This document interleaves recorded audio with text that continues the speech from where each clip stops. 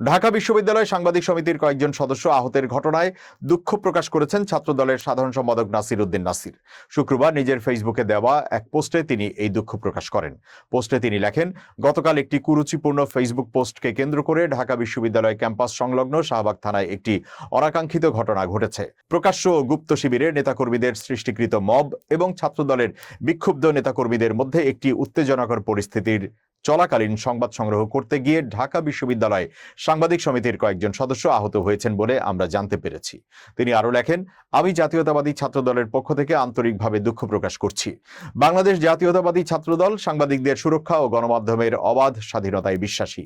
ফ্যাসিবাদের বিরুদ্ধে আন্দোলনে সাংবাদিক সমিতির ভূমিকা ছিল অসামান্য। আমরা আশা করছি ভবিষ্যতে আর কোনো সাংবাদিক যাতে পেশাগত দায়িত্ব পালন করতে গিয়ে হয়রানির শিকার না হয়।